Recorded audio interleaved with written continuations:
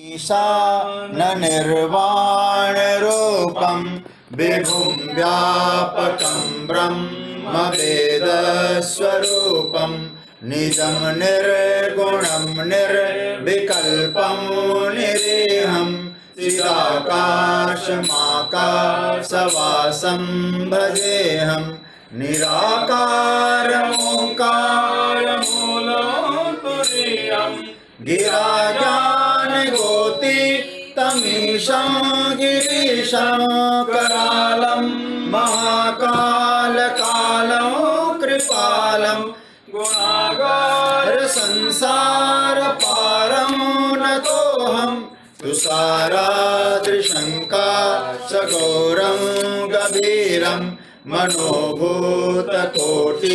प्रभाश्रीशरीरं स्फुरन्मौलिकल्लोलिनी चारुगङ्गा लसद्भालबालेन्दुकण्ठे भुजङ्गा चलत्कुण्डलं भ्रूसुनेत्रं विशालं प्रसन्नाननं नीलकण्ठं दयालं मृगाधीशचर्माम्बरं मूण्डमालं प्रियं शङ्करं सर्वनाथं भजामि प्रचण्डं प्रकृष्टं प्रगल्भं परेशम् अखण्डम् अजं भानुकोटिप्रकाशं त्रयः शूलनिर्मूलनं शूलपाणिं भजेऽहं भवानी पतिं भावगम्यं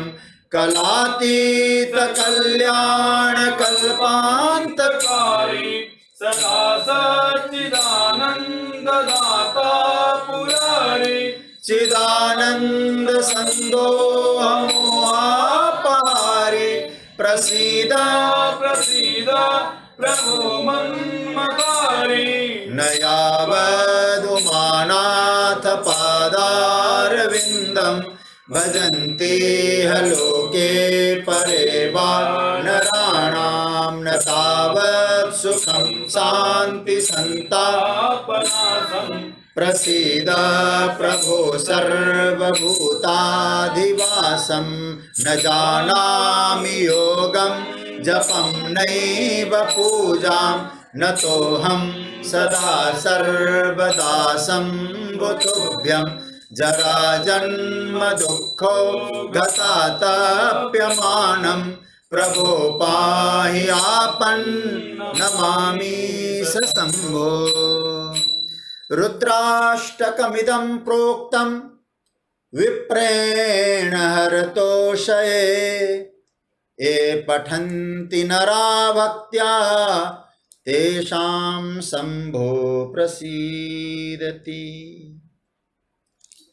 बोलिए शंकर भगवान की जय, पार्वती माता की जय, लंबोदर गणेश जी महाराज की जय, कार्तिकेय भगवान की जय, नंदीश्वर भगवान की जय, सद्गुरुदेव भगवान की जय, सत्य सनातन धर्म की जय। ओम नमः पार्वती पतये हर हर महादेव।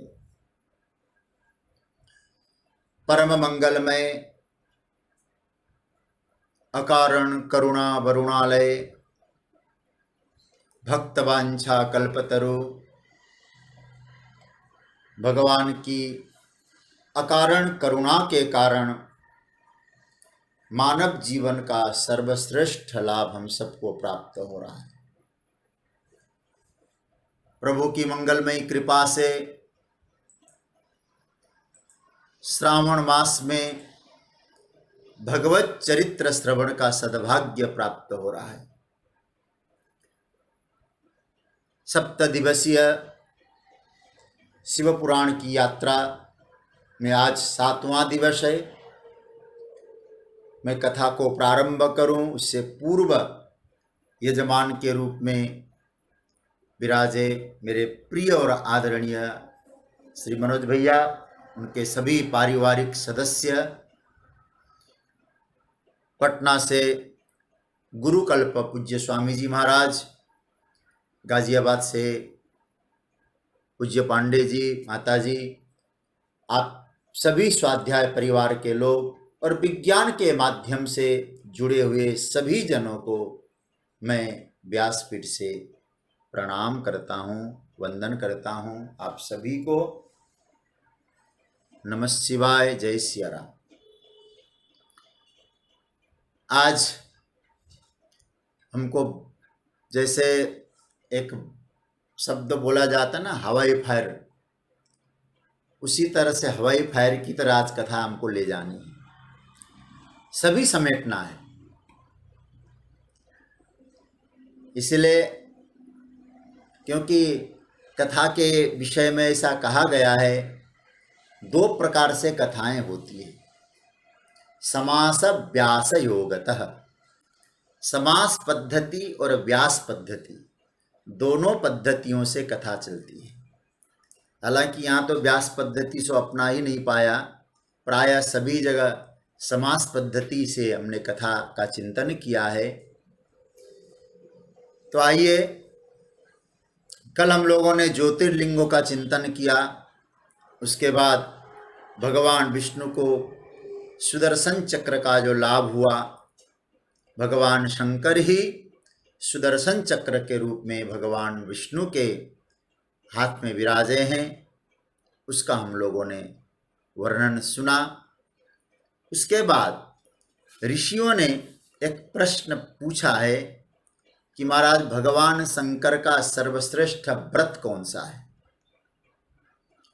हमने सुना है कि फाल्गुन मास के कृष्ण पक्ष की त्रयोदशी, जिसको महाशिवरात्रि कहते हैं, उसकी बड़ी महिमा है। हमें उस व्रत के विषय में जानना है, उस व्रत को करने से क्या होता है, इस विषय में आप हमको विस्तार से सुनाइए। तो सूत जी महाराज वर्णन करते हैं कि भगवान आशुतोष अवडरदानी सदा प्रसन्न रहने वाले हैं, लेकिन सभी व्रतों में श्रेष्ठतम व्रत भगवान शंकर का शिवरात्रि व्रत है। शिवरात्रि व्रत के विषय में बताते हुए कहते हैं, उसके 4 प्रहरों की पूजा होनी चाहिए। 4 प्रहर होते हैं रात्रि में, क्योंकि शिवरात्रि, उसके 4 प्रहरों में पूजन हो, रात्रि जागरण हो, इसका आपको संकल्प लेना है। और कैसा भाव रखना है? शिवरात्रि व्रत के लिए 2 श्लोकों को यहाँ बताया गया है कि इसका पहले पाठ करना, जिसको शिवरात्रि व्रत रखना हो। क्या कहना है भगवान से? देव देव महादेव नीलकंठ नमोस्तुते कर्तुमिच्छाम्यहं देव शिवरात्रि व्रतम तव। इसका अर्थ होता है, हे भगवान, हे महादेव, हे नीलकंठ, आपको नमस्कार है, मैं आपके शिवरात्रि व्रत को करने जा रहा हूं, बस आप एक कृपा करना। बोले क्या कृपा करना? तव प्रभावात देवेश निर्विघ्नेन भवेदिति। आपके प्रभाव से मेरा जो व्रत है वो निर्विघ्नता पूर्वक संपन्न हो और बीच में हमको कोई बाधा देने वाला न हो। बोले कौन से? रात्रि का समय है। कामाद्या सत्रवो माम वै पीड़ाम कुर्वन्तु नैवहि। कामादि जो दोष है वो हमको साधना में बाधा उत्पन्न कर सकते हैं, इसलिए वे सभी हमको बाधा उत्पन्न न करें। ये 2 श्लोकों का पाठ करके संकल्प बोलना चाहिए। उसके बाद 4 प्रहर की पूजा व्यक्ति को करना चाहिए। और यदि आपने जानबूझकर पूजन किया तो उसका कहना ही क्या है। यदि अनजाने में भी कहीं आप उस दिन अन्न का ग्रहण नहीं किए और आपने भगवान का स्मरण मात्र कर लिया है, तो भी आपका कल्याण संभव है। हे ऋषियों, इस विषय में एक पुराण प्रसिद्ध महात्म्य है। शिवरात्रि करने वाले साधकों को ये पुराण प्रसिद्ध महात्म्य की कथा सुननी चाहिए। क्या है? इसको कहते हैं व्याधेश्वर शिवरात्रि महात्म्य। और कथा प्राय आप लोगों को मालूम है, फिर भी मैं सुना देता हूं कि एक व्याध था। व्याध मतलब शिकारी था। उसका नाम था गुरुद्रुह। कहते हैं सूत जी, पुरा कश्चिद बने भिल्लो नामना ह्यासिद गुरुद्रुह कुटुंबी बलवान क्रूर क्रूर धर्म परायण। क्या कह रहे हैं? बोले उसका नाम गुरुद्रुह था और अधर्म परायण व्यक्ति था। पशुओं को मारना, अपने परिवार का पोषण करना, यही उसका जीवन था। तो अब कुछ दिनों से उसके परिवार को भोजन नहीं मिल रहा था। मांस भक्षी थे वे लोग। ये मांस भक्षियों को मांस नहीं मिल रहा था, तो उन्होंने कहा कि आप कहीं से ला के हमारा पोषण करो। उसने सोचा कहाँ जाऊं। आज बगल में एक जंगल में एक तालाब है। हमने सुना है वहां रात्रि में हिरण इत्यादि वहां जल पीने के लिए आते हैं, तो क्यों ना हम वहीं जाके हिरणों का इंतजार करें। ऐसा कहकर वो गुरुद्रुह चला जाता है। संयोग ऐसा था, उसको मालूम नहीं था कि आज शिवरात्रि है, फाल्गुन मास के कृष्ण पक्ष की त्रयोदशी है। उसको नहीं मालूम था। और गुरुद्रुह गया और जाकर वहां उसको नहीं मालूम कहाँ है क्या है। भगवान शंकर की तो सब जगह शिवलिंग की महिमा है। एक बेल का वृक्ष था, बड़ा मजबूत, बहुत पुराना। उस बेल के वृक्ष के ऊपर वो बैठ गया। बगल में तालाब दिखाई दे रहा है। जब हिरण हिरणियां आएंगी जल पीने के लिए, उस समय मैं उनका वध कर लूंगा। ये भाव से रात्रि में प्यास लगे तो क्या करें, तो एक कमंडल लेकर बैठ गया और वहां उसमें जल भी रखा। बिल्व का वृक्ष है और इतना अनजान था, उसी बिल्व वृक्ष के नीचे एक भगवान शंकर का लिंग था, शिवलिंग था। उसको ये नहीं मालूम। अब क्या हुआ, वो बैठ गया वहां। पहले प्रहर की पूजा चालू होने वाली थी। उसी समय एक हिरणी आ गई। उसको लगा कि बस बहुत अच्छा है, बहुत अच्छी है, तो इसका वध कर लेंगे। इस हिरणी का, मृगी का परिवार का पोषण हो जाएगा। थोड़ा धनुष रखा था, उस धनुष को उठाया। वृक्ष थोड़ा हिलने लगा।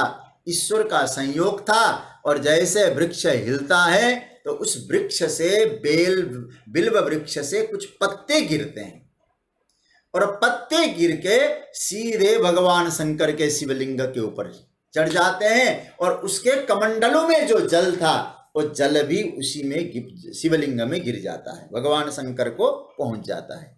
और क्या बढ़िया बात कही, यामस्य प्रथमस्यैव पूजाम जाता शिवस्य च।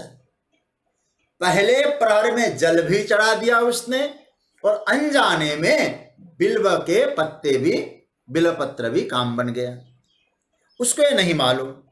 अब उसी समय वो हिरणी को देखा और जैसे बाण संधान करने लगा तो हिरणी ने कहा कि क्या करना चाहते आप मुझे। उस भील ने कहा मैं तुम्हारा वध करना चाहता हूं।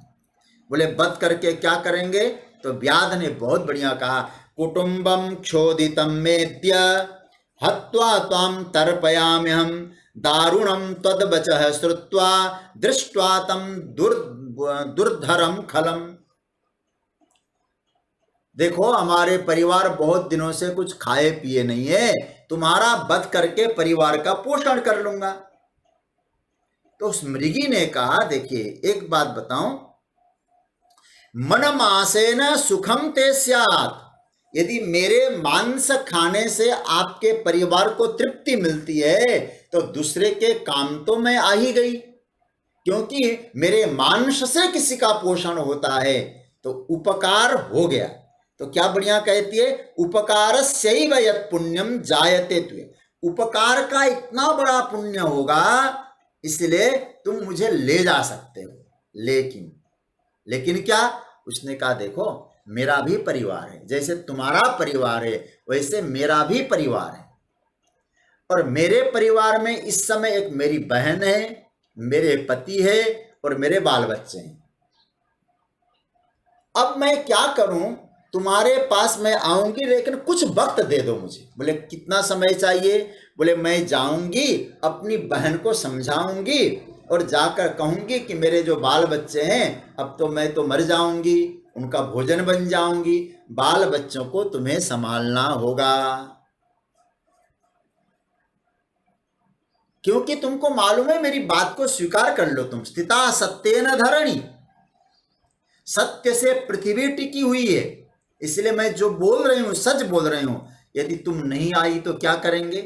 तो कसम खाती है, ब्राह्मणा वेद विक्रेता, जो ब्राह्मण होके वेदों को बेचता है और संध्या वंदन गायत्री नहीं जपता, और इतना ही नहीं, कृतज्ञ होने पर जिन द्विजाति को जो पाप लगता है, संध्या और वेदहीन ब्राह्मण को जो पाप लगता है, विश्वासघाती को जो पाप लगता है, वो सारा पाप मुझे लग जाए यदि मैं नहीं आऊंगी। कसम खा ली। उसने कहा ठीक है, तुम्हारे ऊपर भरोसा है, जाओ आ जाना। इतना कहकर वो तो वहां से चली गई। अब इंतजार करने लगा कब आएगी। उसी समय उसकी दूसरी जो बहन, दूसरी मृगी, वो मृगी अपनी बहन को खोजते हुए आ रही। कथा की महिमा जरा देखिए। और अपनी बहन को खोजते हुए आ रही है और वो भी वहीं पहुंची, थोड़ा जल भी पी लें, बहन को खोज लें। उस समय द्वितीय प्रहर चल चुका था, पहला प्रहर खत्म हो चुका था, द्वितीय प्रहर प्रारंभ हो गया था।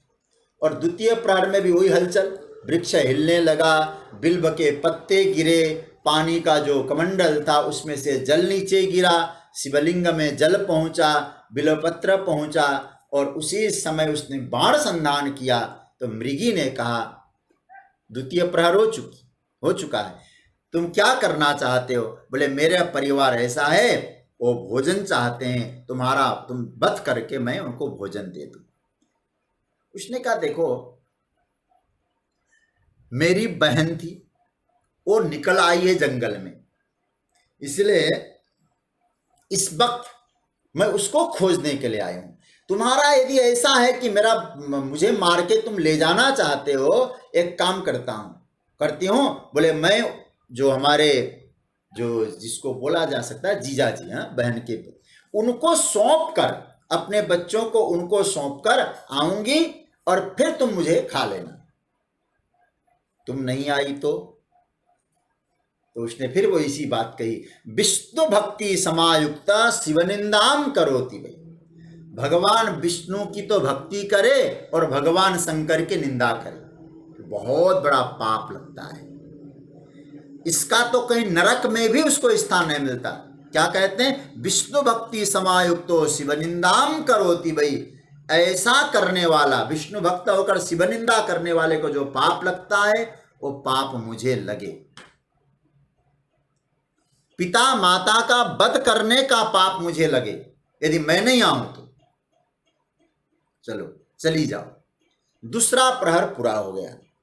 अब इधर क्या हुआ, वो अपने बहन को खोजते खोजते वो आई थी, लेकिन उसके पति ने सोचा, जो हिरण है उस मृग ने सोचा कि दोनों चले गए, कहाँ गए।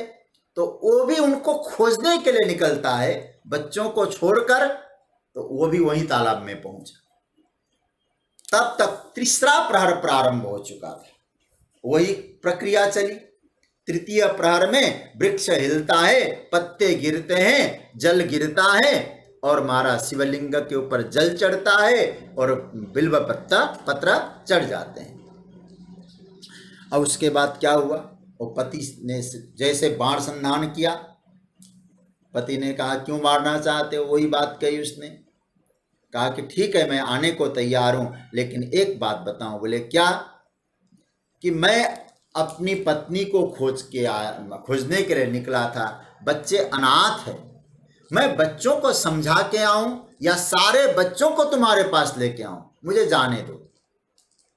नहीं आए तो तो उसने यही जवाब कहा, देखो शिवहीनम मुखम यस्य नोपकर्ता क्षमोपितान परमणि श्रीफलस्यैव तोटने भक्ष अभक्ष भक्षण में जो पाप लगता है, विशेष करके व्रत में जो अभक्ष खाता है, शिवरात्रि के दिन में जो अभक्ष नहीं खाने वाली चीजों को खाता है, उसको जो पाप लगता है वो सारा पाप मुझे लगे यदि मैं नहीं आऊं तो। तीसरे प्रहर की पूजा हो गई। अब महाराज वो वापस गया तो तब तक सबके सब मुकाम पे पहुंच चुके थे, वो दोनों हिरणियां और ये भी पहुंच गए। तो अब क्या हुआ, तो कहा कि हम वचन दे के आए। तीनों ने कहा मैं भी उसी को वचन दे के आया, तो हम पहले जाएंगे। अब बच्चों से कहा कि तुम लोग रुक जाओ, बोले आप लोगों के बिना हमारा जीवना बेकार है, हम भी चले जाते हैं। पूरा का पूरा हिरण का परिवार कुनबा वहां से निकल पड़ा और महाराज जैसे ही उन सभी को आते हुए देखा, चौथा प्रहर प्रारंभ हो चुका था। वही प्रक्रिया हुई, वृक्ष हिलता है, पत्ते गिरते हैं, जल गिरता है और महाराज जल शिवलिंग पे चढ़ता है, बिलपत्र चढ़ते हैं। और उसी समय क्या हुआ, क्या स्थिति हो गई, बोले महाराज चारों प्रहर की पूजा पूरी हो गई और पूरी हो गई उसको नहीं मालूम, उधर बाण संधान करना चाहता है, इधर भगवान शंकर प्रकट हो जाते हैं। बोलो शंकर भगवान की जय। भगवान भोलेनाथ प्रकट हो गए और भोलेनाथ जैसे प्रकट हो गए कहा कि बाबा आप, बोले तुमने आज शिवरात्रि में निराहार रहा, क्योंकि भोजन तो था नहीं, हो लाचारी में ही भले ही हो, पूरा जल भी नहीं पिया तूने, तो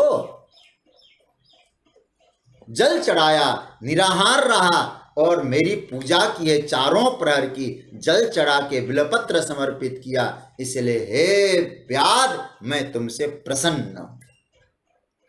उसकी बुद्धि बदल गई महाराज, मैं कितना जघन्य अपराध करने जा रहा था। शिव दर्शन का प्रभाव देखिए, बुद्धि का परिवर्तन हो गया। अरे मैं इनका वध करने जा रहा था, इतना बड़ा जघन्य अपराध मेरे द्वारा होने जा रहा था। हे प्रभु आपकी कृपा से इस अपराध से मैं बच गया। इनको तो देखो इतने संगठित हैं, लेकिन मैं अपने परिवार के लिए वध कर रहा हूं, पशुओं का, मूक पशुओं का मांस भक्षण करता हूं। हे प्रभु आप कृपा करें। उनसे क्षमा मांगता है, भगवान भोलेनाथ की स्तुति करता है। भगवान शंकर बहुत सुंदर बोले हैं, ध्यान से सुनिएगा क्या बोले भोलेनाथ। क्या कहते हैं, शृणो व्याधाद्य भोगान स्वम भुंक्ष दिव्यान यथेप्सितान। सुनो, तुम सारे परिवार सहित अब मेरे भक्त बने हो, इसलिए आज से अभक्ष भक्षण न करो, किसी का वध न करो। अपने आप सब कुछ मिल जाता है, जब पेट सामने आया है तो भोजन क्यों नहीं मिलेगा, अनीति और अत्याचार क्यों करो। इस तरह से समझाया। और याद रखना, अब तुम जो है जितने दिन जियो मेरी सेवा करना, पूजन करना, सुख समृद्धि का आनंद लेना और मृत्यु के बाद दिव्य भोग से युक्त स्वर्ग की यात्रा करना। और वहां अनेक वर्षों तक भोग भोगने के बाद फिर तुम्हारा जन्म होगा, परिवार सहित वहां आओगे। कहां आओगे, बोले श्रृंगबेरपुरे पराम, श्रृंगबेरपुर नाम की नगरी में तुम आओगे। क्या होगा, अवतारा वंश वृद्धि श्लाघनीया सुरैरपि गृहे रामस्तवा व्याध समायास्यति निश्चितम। देखो क्या कहते हैं भगवान शंकर, तुम जब श्रृंगबेरपुर में राजा बनोगे, तुम्हारा नाम होगा गुह। क्या होगा, गुह। तुम परिवार वालों के साथ वहां रहोगे और सूर्य वंश में भगवान विष्णु का अवतार होगा और उस अवतार में बिना बुलाए, तुम्हारे निमंत्रण के बिना भगवान राम तुम्हारे यहाँ पहुंचकर तुम्हारे जीवन को कृतार्थ कर देंगे। ये भगवान शंकर ने वरदान दिया है। क्या कहते हैं, कहते हैं कि गृहे रामस्तव व्याद्या समायास्यति निश्चितम करिष्यति त्वया मैत्री। अब देखो शिव पुराण के कितने प्यारे श्लोक है। सब भगवान राम तुम्हारे साथ मैत्री करेंगे और मद भक्त सहकारक, मेरे भक्त तो हो ही, मेरे भक्त तो बनोगे, राम की मित्रता मिलेगी, और मत सेवा सक्त चेतास्तम, और मेरी सेवा में तुम्हारी चित्त वृत्ति लगी होगी तो मुक्ति के लिए तुम्हें चिंता करने की आवश्यकता नहीं। जब तक शरीर रहेगा राम के मित्र बन के संसार का भोग करोगे और मरने के बाद मेरे धाम में तुम्हारा मैं स्वागत करूंगा। ये भगवान शंकर ने कहा और भगवान शंकर वहां से अंतर्धान हो गए। अब यहाँ बहुत बढ़िया बात सूत जी महाराज कहते हैं, ये शिवरात्रि महिमा क्यों कही गई? अनजाने में भी उस व्यात के द्वारा जब शिवरात्रि की पूजा होने का प्रभाव ये हो सकता है, उसकी बुद्धि निर्मल होती है, राम जी आने का वचन मिलता है, इतना सब कुछ हो सकता अनजाने में। तो यदि जानबूझकर श्रद्धा पूर्वक भगवान आशुतोष अवडरदानी प्रलयंकर भगवान शंकर की पूजा कोई करे तो उसके जीवन में भगवान की कृपा से दिव्यता की प्राप्ति हो, इसमें क्या आश्चर्य है। इसलिए वो निश्चित रूप से दिव्यत्व को प्राप्त करता है। ऐसा कहकर इस शिवरात्रि व्रत की महिमा को यहाँ विराम दिया है। उसके बाद मुक्ति का वर्णन किया है। मुक्ति कितने प्रकार की है? शुद्ध का जब भगवान शंकर ने कहा मेरा सानिध्य पाओगे तुम मुक्त हो जाओगे, मुक्ति तुमको अवश्य मिलेगी। भगवान शंकर की कृपा से आप चाहते जैसी चाहते वैसी मुक्ति मिलेगी। तो ऋषियों ने कहा महाराज ये मुक्ति कितने प्रकार की होती है? बोले 4 प्रकार की होती है।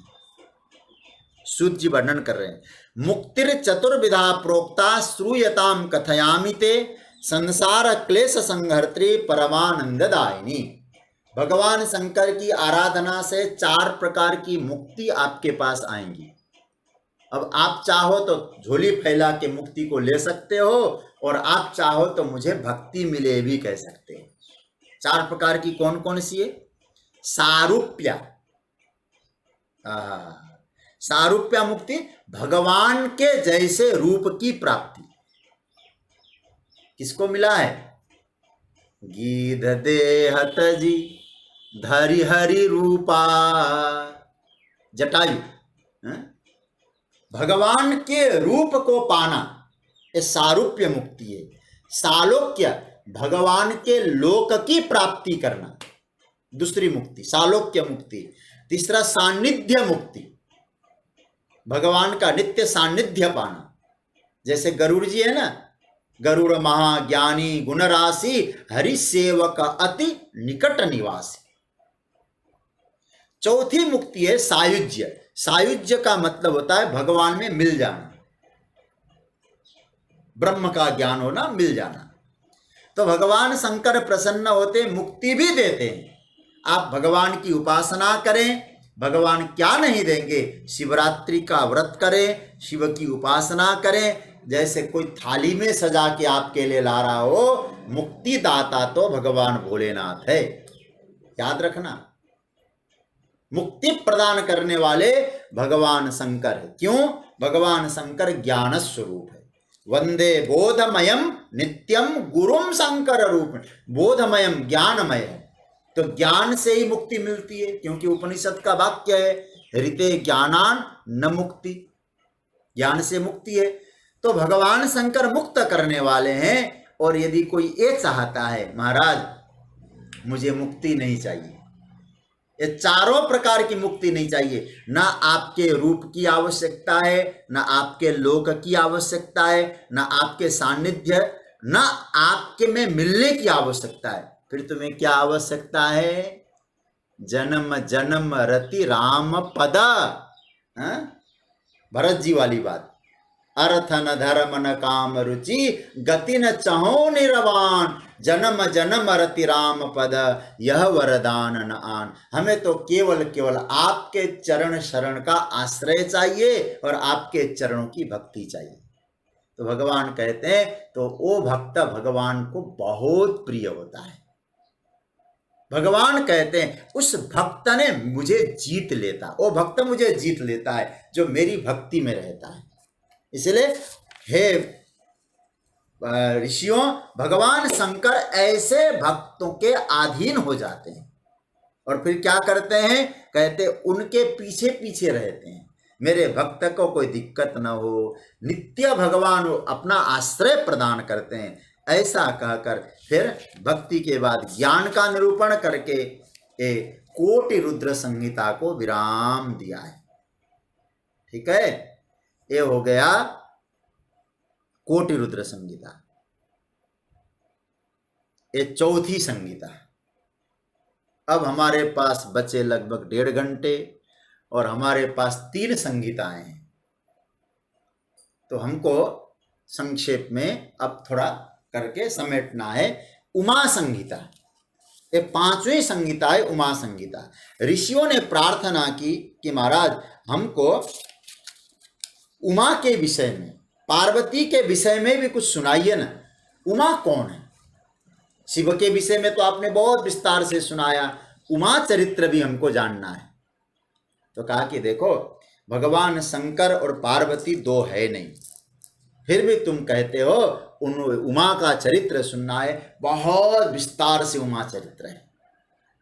वहाँ उमा संहिता में आपको बताएं, नरकों का वर्णन है, काल की गति का वर्णन है, कई प्रकार का वर्णन है। और नरकों का वर्णन तो आप क्यों सुने भाई? श्रावण के महीने में शिवर जी की कथा सुन रहे हैं, कोई नरक में तो जाएगा ही नहीं। यहाँ जो सुनने वाले हैं, जब आपको जाना नहीं है तो वहाँ का वर्णन सुनने से फायदा भी क्या है आपको? इसलिए वो तो छोड़ दो। अब यहाँ उमा के चरित्र के विषय में जब कहा तो क्या कहते हैं, देखो मैं संक्षेप में कुछ चरित्र सुनाता हूँ और मैं भी आपको बहुत संक्षेप में सुना रहा हूँ कि उमा का चरित्र क्या है। बोले यस्य स्मरण मात्रेण, भगवती उमा के पावन नाम और पावन चरित्र को केवल स्मरण मात्र कर ले कोई, उसका बेड़ा पार हो जाता है। किसी का हुआ है क्या? बोले सुनो, कथा सुनाया। क्या कहते, स्वारोचि संतरे पूर्वम विरथो नाम पार्थिव, सुरतस्तस्य पुत्रो भुन महाबल पराक्रम, दान सौंड सत्यवादी स्वधर्म कुशल कृति, देवी भक्तो दया सिंधु प्रजानाम परिपालक। देखिए कहते हैं एक सुरथ नाम के राजा थे, विरथ नाम के राजा थे, उनका पुत्र थे सुरथ और सूर्यवंशी थे। और सुरथ बड़े पराक्रमी थे, देवी भक्त थे और उन्होंने अपने राज्य का शासन किया। और फिर क्या हुआ, शासन कर रहे थे, वहां धीरे धीरे धीरे धीरे कोलाभिल इत्यादि लोगों ने उनके राज्य पर आक्रमण किया और आक्रमण करने के बाद वो सब कुछ लुटा बैठे और एकाकी है मारुह्य जगाम गहनम वनम, दुर्गा सप्तशती के श्लोक जैसे है कुछ। तो अकेले घोड़े पर बैठकर वो जंगल में चले गए। कौन? सुरथ। अब गए तो वहां बड़े दुखी थे, राज्य छीन लिया, संपत्ति खत्म, परिवार वालों ने भी महत्व नहीं दिया, क्योंकि परिवार वाले तो तब तक महत्व देंगे जब तक टकटकायते मामला है यहाँ घर में है, हमारे पास बैंक बैलेंस मजबूत है तो बहुत महत्व देते परिवार वाले भी। तो अब क्या हुआ, और सच्ची बात बोलो शिव पुराण सुना रहा हूँ, बुरा मत मानना, संसार में हमको कोई नहीं चाहता, सब हमसे चाहते हैं, हमसे चाह। और हमसे जिस दिन काम नहीं बना तो फिर आप अपने आप समझ लेना क्या स्थिति होती है। हमको नहीं चाहते, सब हमसे चाहते हैं। और हम तो भगवान को भी नहीं चाहते, भगवान से चाहते हैं, यह स्थिति होती है। तो सूरत चले गए। और सूरत गए तो क्या देखते हैं, एक आश्रम था, बहुत सुंदर आश्रम। वहां एक ऋषि विराजे थे, उन ऋषि का नाम था मेधा ऋषि। मेधा ऋषि, और मेधा ऋषि के यहाँ सिंह, व्याघ्र, हिरण, गाय एक साथ रहा करते थे। एक ही जगह पानी पीते थे, एक ही जगह चढ़ते थे, आपस में कोई हिंसा का भाव ही नहीं था। और कभी कभी ऐसी ही जगह को देख के मन में बड़ा भाव बनता है, चलो वहां जाएं, आनंद लें। ओके, वो देखने लगे और वहां देख रहे थे। उसी समय एक दूसरा व्यक्ति आया। कौन? बोले एक वैश्य आया। उस वैश्य का नाम था समाधि।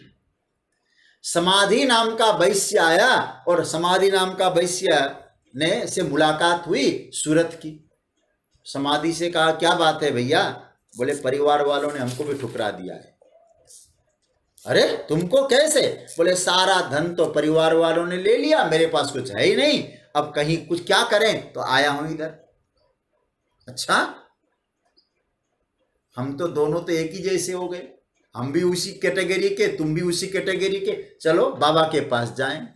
जब जगत से बेकार हो जाते ना, बाबा ही याद आते हैं फिर तो। हाँ, चलो बाबा के पास। और बाबा के पास जैसे गए, मेधा ऋषि ने देखा कि ऐसे सब दोनों की वृत्तांत को सुना और फिर क्या कहते मेधा, दोनों ने कहा कि महाराज जब वो लोग हमें चाहते नहीं है लेकिन हमारा मन अभी भी उधर ही जाता है। दोनों ने बहुत बढ़िया बात कही, हमको बिल्कुल नहीं चाहते परिवार वाले, लेकिन हमारा मन अभी भी परिवार के प्रति अटका हुआ है। एक क्यों ऐसा होता है? जब वे नहीं चाहते तो हम भी अपना भजन करें, ऐसा क्यों? तो कहा कि ये तुम नहीं कर रहे हो, कोई माया शक्ति है, वो परमात्मा की दिव्य शक्ति माया है। वो कौन है? महामाया जगद्धात्री शक्ति रूपा सनातनी, वही शक्ति है, वही दिव्य शक्ति है। उसको महामाया कहो, शक्ति कहो, उसी ने संपूर्ण जगत को मोह रखा है। केवल तुमको और मुझको नहीं, ब्रह्मा विष्णु भी उससे मोहित है। महाराज उनके बारे में आप कुछ सुनाएंगे क्या? बोले सुनो, एक कथा तो सुना ही दूं भाई। बोले एक बार क्या हुआ, ब्रह्मा जी महाराज विष्णु भगवान सो रहे थे और योग निद्रा में जब सो रहे थे, उसी समय विष्णु के कान के मैल से दो दैत्य प्रकट हो गए। ध्यान से सुनना, उमा चरित्र सुना रहे हैं। दो दैत्य प्रकट हो गए। उन दो दैत्यों का नाम क्या था? मधुकैटभ नामानो विख्यातो पृथ्वी तले। एक का नाम था मधु और एक का नाम था कैटभ। कहां से निकले? विष्णु भगवान के कान के मैल से। और क्या करने लगे? और विष्णु भगवान के नाभि से तो ब्रह्मा जी आए, तो ब्रह्मा जी को ही खाने के लिए दौड़े। बहुत ध्यान से सुनिएगा, ब्रह्मा जी को जब खाने के लिए दौड़े तो ब्रह्मा जी हताश हो गए। महाराज क्या चक्कर है? भगवान ने की प्रेरणा हुई और ब्रह्मा जी ने भगवती की स्तुति की। उसका नाम है रात्रि सूक्तम। रात्रि सूक्तम का पाठ किया। क्या कहते हैं? रक्ष रक्ष महामाये शरणागत वत्सले एताभ्याम घोर रूपाभ्याम दैत्याभ्याम जगदंबिके प्रणमामि महामायाम योग निद्रा मुमाम सतीम कालरात्रि महारात्रि मोहरात्रि परात्परम। हे भगवान, हे माँ, हे जगदंबिका, आप प्रकट हो जाइए, आप हमारे ऊपर कृपा करिए, ये जो दैत्य है मुझे खा डालेंगे। महाराज उसी समय क्या हुआ? देवी ने क्या काम किया? प्रार्थना करने के बाद सोए हुए, योग निद्रा में सोए हुए भगवान विष्णु को जगाया। किसने जगाया? देवी ने, भगवती देवी ने। और जैसे जगाया भगवान जगे, और जैसे ही जगे तो भगवान और दोनों दैत्यों के बीच में युद्ध चलने लगा। कितने दिन तक युद्ध चला? बोले ताभ्याम प्रवृत्ते युद्धम विष्णु अतुल तेजसः 5 वर्ष सहस्राणि बाहु युद्ध मभुत्तदा। 5000 वर्ष तक दोनों के बीच में युद्ध चला। और जैसे युद्ध चला, बाहुयुद्ध, अब तो महाराज ये दोनों ने विष्णु से कहा कि तुम तो बड़े योद्धा हो, इसलिए हम दोनों तुमको वर देना चाहते हैं। विष्णु बोलो क्या वर दें?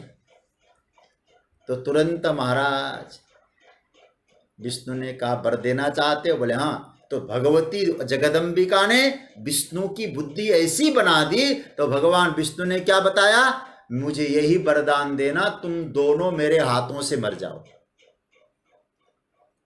तुम दोनों मर जाओ मेरे हाथ से। वरदान मांगा, तो दोनों ने एक शर्त लगा दी महाराज। कौन सा शर्त लगाया? बोले महाराज तुम यदि मारना चाहते हो ना तो एक काम करो। बोले क्या? बोले जहां पानी की बूंद न हो वहां मरेंगे, जहां कहीं भी जल दिखाई देता हो वहां हम नहीं मरेंगे। तो काम कैसे करें फिर? तो संपूर्ण जगत तो जलमय है, तो भगवान ने यूं पकड़ा, दोनों को अपनी गोदी में रखा। और याद है ना, कल आपने सुना था सुदर्शन चक्र, शिव को याद किया, सुदर्शन चक्र इस प्रकट हो गया क्योंकि शिव ही सुदर्शन है। तो जैसे याद किया, सुदर्शन चक्र आया, उसे आज्ञा दी गई और मधु और कैटभ को सुदर्शन चक्र के द्वारा शिरोच्छेदन करके संहार कर दिया। ये ध्यान से समझने जैसी बात है। तो क्योंकि गोदी में तो पानी नहीं है, तो वहीं उन्होंने मार दिया। इसका एक बड़ा सुंदर चरित्र अर्थ भी निकाला जा सकता है। देखो, ये जो हमारे जीवन में भी मधु कैटभ आते हैं, इसको थोड़ा सा एक आध्यात्मिक पुट देना चाहता हूं। आप लोग बहुत अधिकारी श्रोता है, इसीलिए मधु कैटभ किसको कहते हैं? मधु का अर्थ होता है मीठा, जैसे शहद होता है ना, शहद कैसा होता है? मीठा होता है। और कैटभ, कीटवत भांति, वो क्या होता है? कड़वा। तो एक होता है कड़वा, एक होता है मीठा। तो मीठा है राग मधु, और कड़वा है द्वेष कैटभ। तो हमारे जीवन में भी कान के मैल से राग और द्वेष रूपी दैत्य प्रकट होते हैं। आप अनुभव करना। आप तो बहुत अच्छे हैं ना, लेकिन ये लोग आपके बारे में पता नहीं क्या क्या बोलते हैं। हो गया ना द्वेष, किसी ने आपको अरे आपके तो बड़े प्रशंसक है, हो गया राग। केवल सुन सुन के राग द्वेष कर लेते हैं। अच्छा, और राग द्वेष आते हैं तो क्या करते हैं? बोले ब्रह्मा को ही खाने के लिए दौड़ते हैं। ब्रह्मा कौन है? ब्रह्मा का एक नाम है विधि। विधि का मतलब कानून, कानून मतलब नियम। तो जब जीवन में राग द्वेष रूपी मधु कैटभ आते हैं ना, हमारे जीवन के नियम कानून को खत्म कर देते हैं। अच्छा, आप सोचिए, जिनके प्रति आपका राग होता है, क्या सही न्याय आप कर पाएंगे? जिनके प्रति आपका द्वेष होता है, क्या उसके प्रति आप न्याय कर पाएंगे? नहीं हो पाएगा, क्योंकि वो न्याय को ही खत्म कर देंगे। ब्रह्मा जी को मारना चाहते हैं। और याद रखना, ये मधु कैटभ मरेंगे जरूर। हम लोग भगवती जगदम्बिका का आश्रय लें, तब ये लोग क्या कहते हैं? बोले हम वहां मरेंगे जहां पानी की बूंद न हो, वहां मरेंगे। सलिले न परिप्लुता। अब याद रखिएगा, ये पानी किसको कहते हैं? जल। जल मतलब रस, रस मतलब स्वाद। जरा भी कहीं स्वाद अभी है आपको, तो राग भी है, द्वेष भी। बहुत ध्यान से समझना। आपको किसी के, कई बार हम लोगों ने कहा स्वाद मतलब जीवा का होता है, नहीं, कई प्रकार का होता है। किसी को निंदा सुनने का स्वाद है, किसी को निंदा करने का स्वाद है। स्वाद बहुत प्रकार के होते हैं, केवल जीवा का नहीं, आंखों का भी स्वाद है, कानों का भी स्वाद है, त्वचा का भी स्वाद है।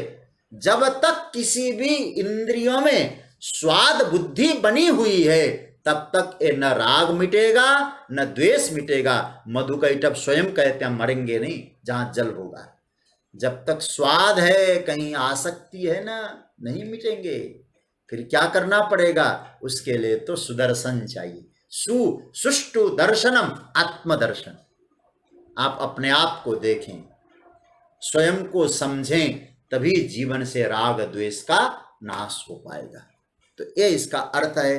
तो महाराज, ये भगवती ने ही विष्णु पर कृपा करके भगवान विष्णु को जगाया और जगाकर राग द्वेष को नष्ट किया। तो इसके बाद कहते हैं महालक्ष्मी का अवतार सभी देवताओं के माध्यम से हुआ है। फिर शताक्षी, सरस्वती, कई रक्त बीज के वध की कथा आई है। और सभी चरित्रों को मेधा ऋषि ने दोनों को सुनाया। दुर्गा सप्तशती में भी संक्षिप्त चरित्र है, देवी भागवत में इनका विस्तार से चरित्र आता है। तो मेरे नारायण, राजा सुरथ ने और दूसरा कौन था? समाधि नाम के वैश्य ने भगवती का पूरा चरित्र सुना, कैसे पूजन करना है, कैसा आश्रय लेना है, कि नवरात्रों में कैसे व्रत रखना है, सब विस्तार से जब सुना और उन्होंने पालन किया देवी का व्रत, और परिणाम क्या हुआ जानते हैं? दोनों से मेधा ऋषि ने कहा, तुमने भगवती का व्रत पूरा किया है, अब बताओ तुमको क्या चाहिए? भगवती ने कहा, तुमको जो चाहिए वो देने को तैयार है। और दोनों ने क्या मांगा? राजा सूरथ ने निष्कंटक अकंटक राज्य मांगा, भगवती ने कहा तुम ले लो। और समाधि ने कहा, मुझे तो कुछ नहीं चाहिए, आप ज्ञान चाहिए, आपके चरणों की भक्ति चाहिए, और अंत में मुक्ति चाहिए। तो उसको क्या मिला? ज्ञान मिला, भक्ति मिली, मुक्ति मिली। जिसने राज्य चाहा राज्य मिला। तो इसका अर्थ क्या है? भगवती जगदम्बा कौन है? जो आपको मुक्ति भी दे सकती है और आपको भुक्ति भी दे सकती है। ये उमा जी का चरित्र है। एक बड़ा सुंदर श्लोक आता है, यस्यास्ति मोक्षो नहीं तत्र भोगा। याद रखिएगा, जो शिव भगवती के उपासक है ना, वो सुन लें। और मैं इस पर ज्यादा बोलूंगा तो अच्छा भी नहीं लगेगा। हमारे पूज्य पांडे जी भगवती के अनन्य उपासक हैं, इस हमारे स्वाध्याय परिवार के मार्गदर्शक। तो अब यहां कहा कि यस्यास्ति भोगो यत्रास्ति भोगो नहीं तत्र मोक्ष। जहां भोग है वहां मोक्ष नहीं। यत्रास्ति मोक्षो नहीं तत्र भोग। जहां मोक्ष है वहां भोग नहीं है। लेकिन श्री सुंदरी साधन तत्पराणाम भोगश्च मोक्षश्च करस्थ एव।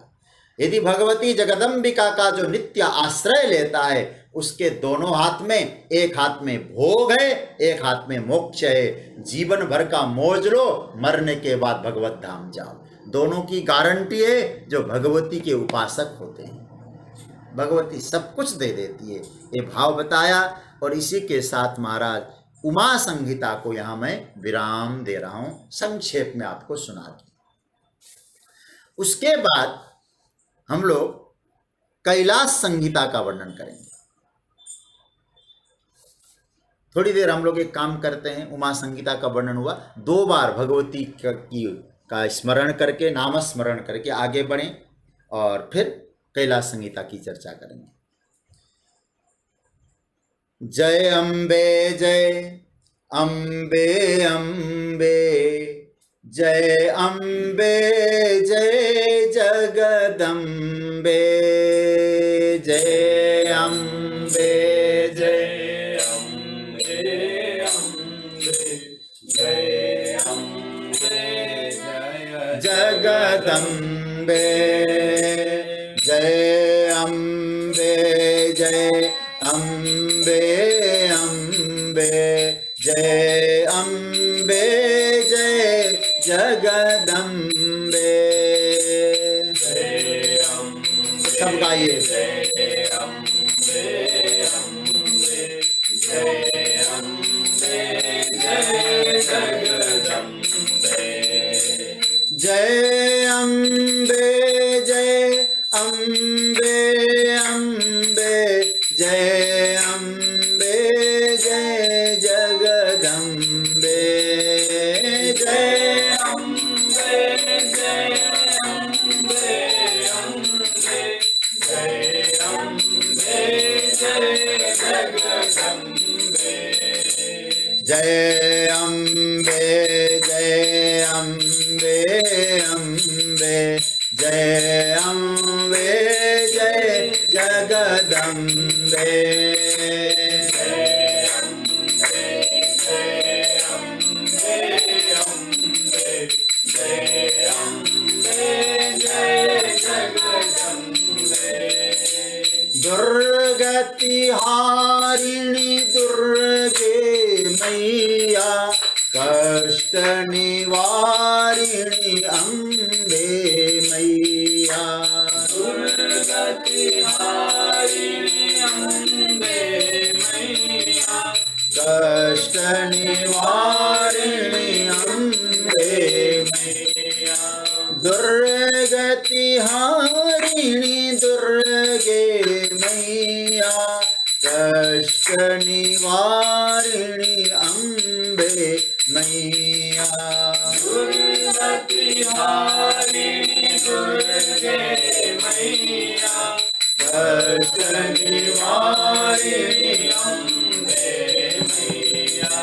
जय अम्बे जय अम्बे अम्बे जय अम्बे जय जगदम्बे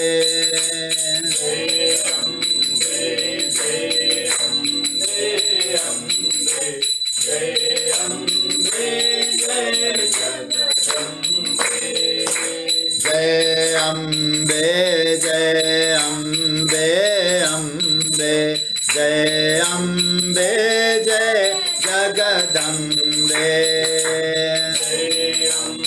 प्रेम से गाइए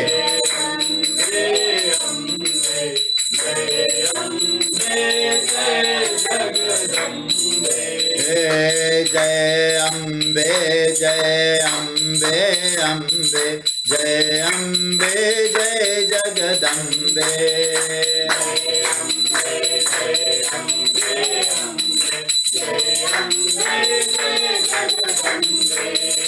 जय अम्बे जय अम्बे अम्बे जय अम्बे जय जगदम्बे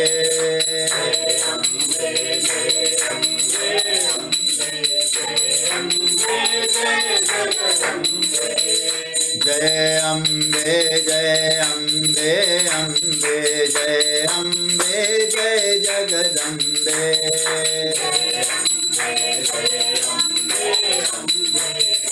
अम्बे जय जगदम्बे बोलिए दुर्गा मैया की भगवती उमा के पावन चरित्र को हम प्रणाम करें। माँ है ना, मुझे एक छोटी सी कविता याद आती है। एक छोटी सी एक हमारी माँ कितना स्नेह रखती है, जगत जननी है। एक किसी कवि ने कहा है, पर्वतों से ऊंची है माँ पर पाषाण सी कठोर नहीं, सागर सी गहरी है माँ पर सागर सी खारी नहीं, वायु सी गतिशील है मां पर वायु सी अदृश्य नहीं। मां की कोई उपमा नहीं हो सकती क्योंकि मां उपमा नहीं हो सकती, मां मां है। तो उमा संगीता को प्रणाम करते हैं। और अब हम लोग जो छठी संगीता है उसका नाम है कैलाश संगीता। ऐसे शिव महापुराण के अनुसार सबसे छोटी संगीता यही है, बाकी सभी संगीता बहुत बड़ी बड़ी संगीताएं हैं।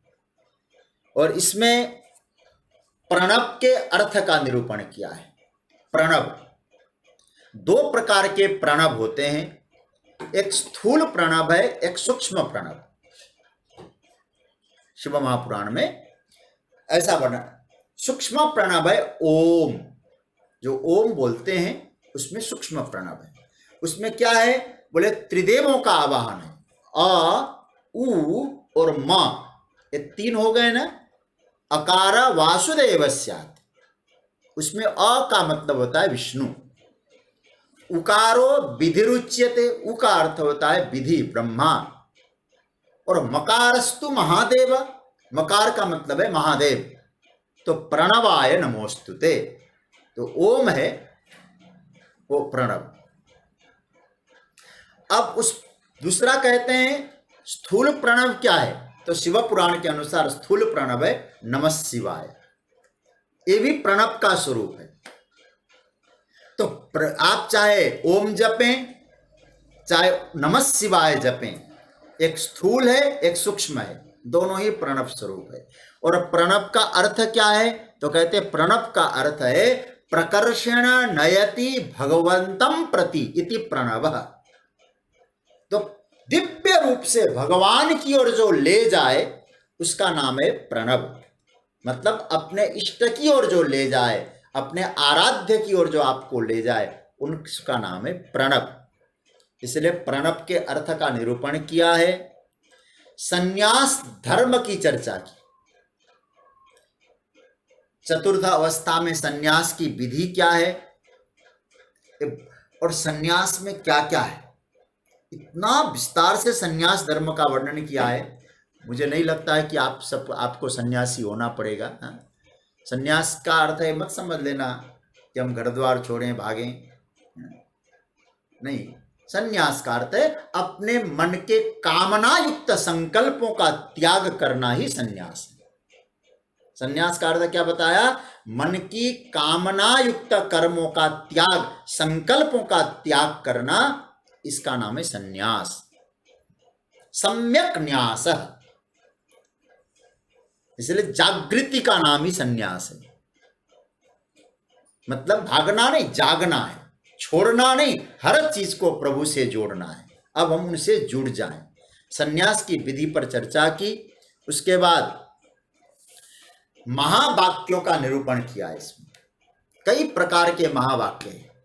तत्वमसि, अहम ब्रह्मास्मि, प्रज्ञानम ब्रह्म, अयमात्मा ब्रह्म, इस प्रकार के महावाक्यों का भी निरूपण हुआ है। सन्यास धर्म की चर्चा की है, एक कैलाश संहिता है। और उसके बाद जो महत्वपूर्ण संहिता है वो तो बिना चर्चा की हम रहेंगे नहीं, संक्षेप में भले ही हो, चर्चा करनी है मुझे। उस संहिता का नाम है वायवीय संहिता। यह है 7वीं संहिता।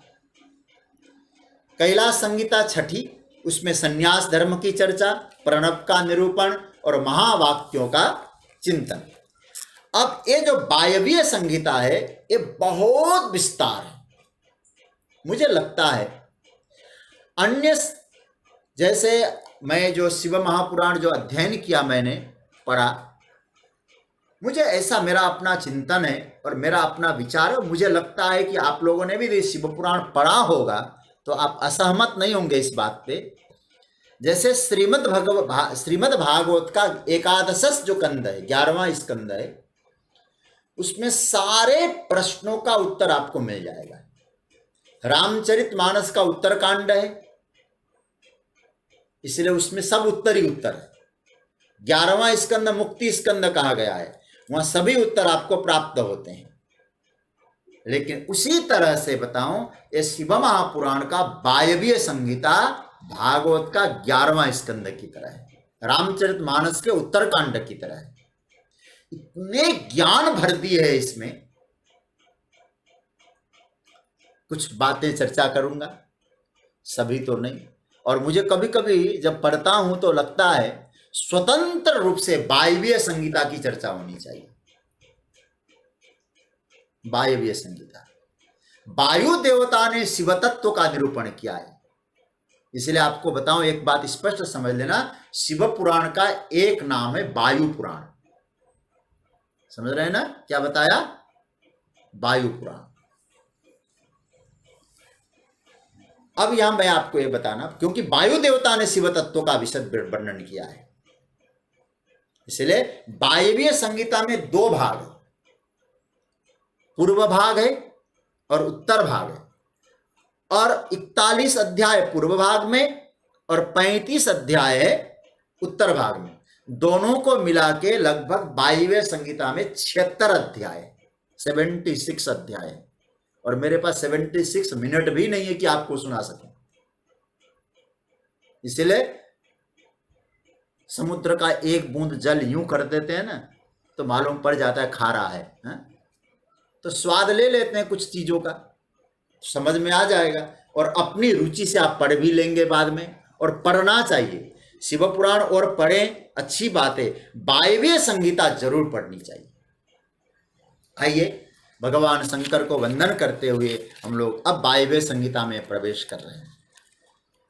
इस संहिता में सबसे पहले चर्चा की है, पुरा कालेन महता कल्पतीते पुनः पुनः अस्मिन् उपस्थिते कल्पे प्रवृत्ते सृष्टि कर्मणि प्रतिष्ठितायां वार्तायां प्रबुद्धास्तु प्रजासु च मुनीनां षट्कुलीयानां ब्रुवतामितरेतरम्। एक बार जब 6 बड़े बड़े कुलों के महर्षि एकत्रित हो गए,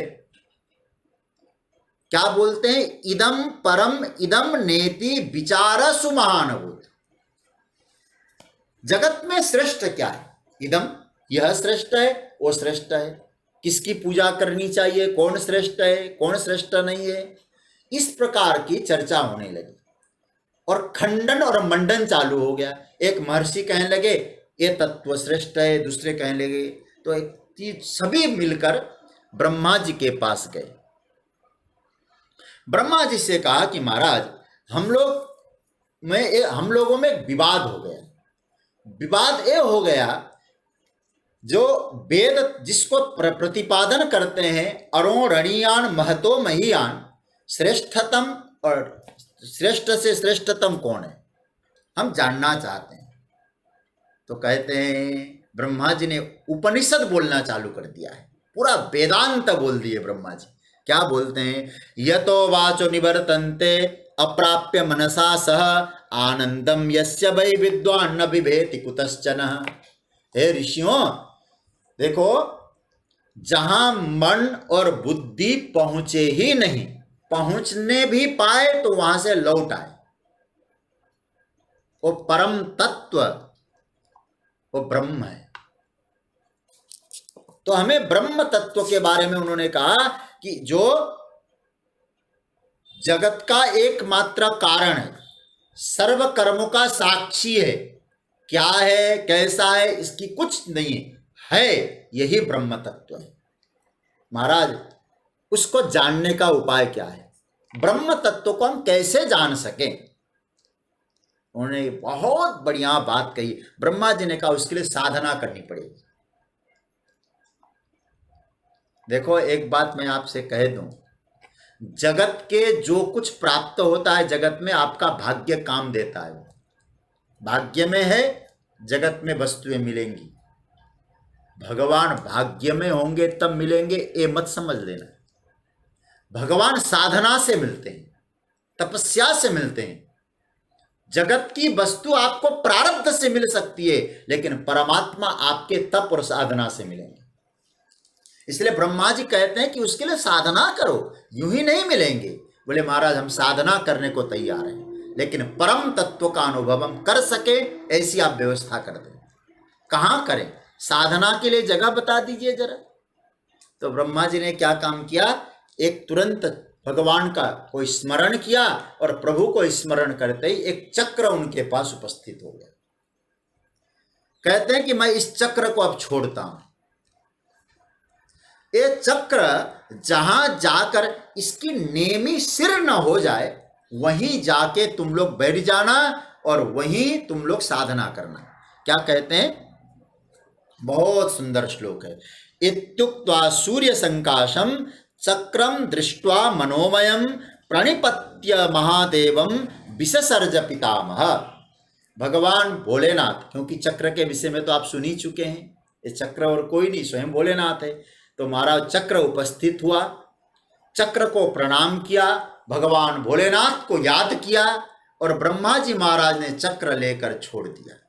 बोले जाओ इस चक्र के पीछे पीछे चले जाना और जहां एक चक्र रुक जाए वहीं बैठ के साधना करना और दिव्य स्थल होगा। उस चक्र के पीछे पीछे पीछे पीछे ऋषि मुनि आने लगे और एक अरण्य में जाकर वो चक्र की नेमी सिर न हो गई, चक्र वहीं रुक गया, अरण्य में जाकर रुका। इसलिए उस तीर्थ का नाम हुआ नैमिषारण्य। उस तीर्थ का नाम हो गया नैमिषारण्य। तदवनम तेन, स्पष्ट लिखा है देखिए, तदवनम तेन विख्यातम नैमिषम मुनि पूजितम। देखो शिवपुराण में कितनी बढ़िया बात कही। अनेक यक्ष गंधर्व विद्याधर समाकुलम, बहुत दिव्य तीर्थ है। हमारे महाराष्ट्र के बहुत प्यारे लोग जुड़े हैं, राधे राधे महाराज के परिकर लोग। कई वर्ष हो गए होंगे, 4-5-6 साल तो हो गए होंगे। आप लोगों ने बहुत दिव्य आयोजन नैमिषारण्य में हमारी की थी, वहाँ कथा हुई थी।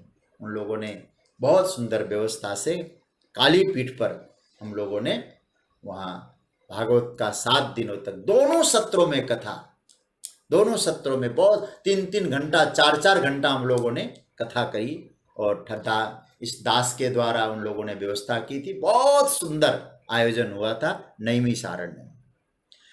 अब नैमिषारण्य के विषय में तो आप लोग जानते होंगे, गोस्वामी जी ने भी लिखा है, तीर्थ वर नैमिष विख्याता अति पुनीत साधक सिद्धिदाता।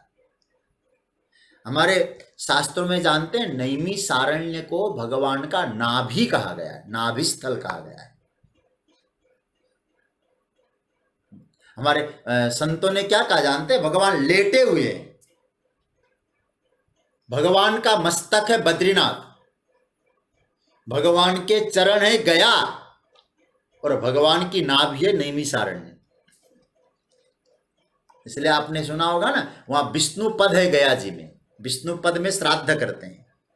और हमारे मलुक पीठाधीश्वर पूज्यपाद श्री राजेंद्र दास जी महाराज, उनकी वाणी से मैंने सुना है, वह पहले कह दूं, मैंने ग्रंथों में पढ़ा नहीं हूं, उनकी वाणी से मैंने सुना, कह रहे थे कि व्यक्ति को 3 जगह श्राद्ध करना चाहिए अपने पितरों का।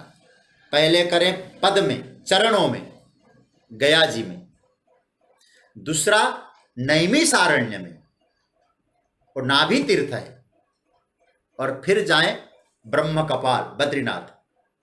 तो इस तरह से चरण, नाभि, और हम लोग तो गया कर लेते हैं तो छुट्टी हो जाती है हमारी। तो ये 3 जगह, तो नैमिषारण्य की बड़ी महिमा है। और ब्रह्मा जी ने क्या कहा था, उस वहीं जाके बैठ जाना, तुम्हारे पास वायु देवता आएंगे, और वायु देवता ही तुमको ज्ञान का उपदेश करेंगे, और वायु देवता ही तुम लोगों को अवश्य ही भगवान का दिव्य स्वरूप का वर्णन करेंगे। इसलिए वहां वो लोग बैठ गए। ब्रह्मा जी की आज्ञा से समय बीतने लगा, और महाराज एक दिन दिव्य रूप धारण करके वायु देवता का आगमन हो गया। बोले वायु देवता की जय। वायु देवता का आगमन हुआ, और वायु देवता से महाराज प्रश्न किया, शिव हमको परम तत्व के बारे में जानना है, परम तत्व क्या है। बोले आप लोगों ने बहुत सुंदर प्रश्न किया है। देखिए, बुद्धि, मन, इंद्रिय, इन सब का जो साक्षी है वही परम तत्व शिव है, वही परम तत्व है, वही शिव है। और उस शिव तत्व को जिसने समझ लिया है, फिर उसको जानना शेष नहीं रहता है। और कहते महाराज एक बात बताइए, उस तत्व को जिसने जान लिया उसको जानना शेष नहीं रहता? बोले बिल्कुल नहीं रहता है। और शिव की पूजा कैसी करनी चाहिए, शिव तत्व क्या है, बहुत सुंदर वर्णन करके कहते हैं कि महाराज वायु देवता ने कहा, भगवान श्री कृष्ण जो विष्णु के अवतार है, विष्णु का अवतार लेकर जगत कल्याण के लिए, भूभार हरण करने के लिए कृष्ण बन के जब आते हैं, वो भी शिव दीक्षा ग्रहण करते हैं। तुम जो प्रश्न मुझसे कर रहे हो शिव तत्व के विषय में, श्री कृष्ण भी यही प्रश्न करते हैं। तो वायु देवता से कहा, वायु देवता एक बात बताइए, श्री कृष्ण की मुलाकात किससे हुई, किससे उन्होंने प्रश्न किया? क्योंकि ऐसा सुनने में आता है भगवान श्री कृष्ण तो सर्वज्ञ है, तो उनको ये सब जानने की आवश्यकता क्यों पड़ी? कौन ऐसा था जो भगवान श्री कृष्ण को भी ज्ञान दे सकता है? तो कहा कि सुनो, अब तुमको मैं कथा सुनाता हूं। बोले कौन सी कथा? तो कहते हैं कि एक बार